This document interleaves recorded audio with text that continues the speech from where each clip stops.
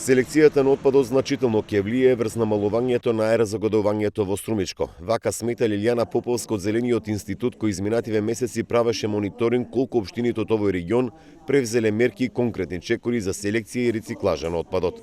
Како што соопшти таа, сите локални самоуправи оваа година ќе мора да обезбедат економски оператори за селектираниот отпад, од кој може да има економски придобивки. Апсолутно ќе се намали аерозагадувањето и целиот проект, крајната цел му е да се намали аерозагадувањето. Затоа што со ова се намалува, со селекцијата се намалува можноста дел од отпадот кој што може да гори, кој што е многу загадлив, како пластики, како био отпад, депониите се палат честопати, да не се случува тоа, да го нема тој отпад таму, едноставно со тоа да нема и аерозагадување од депониите.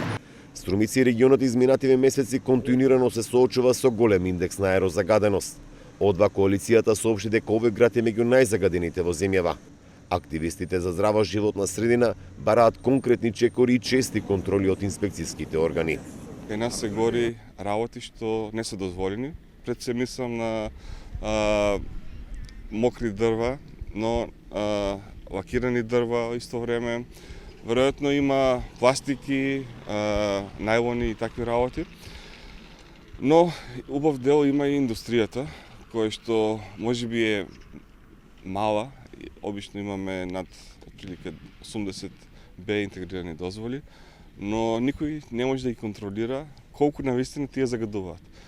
Освен аерозагадувањето, како што соопшти од Зелениот институт, со селекцијата на отпадот значително ќе се намалат и дивите депонии во регионот, но и количините на отпад што се одлага на регионалната депонија Шапкар кај Добрашинци.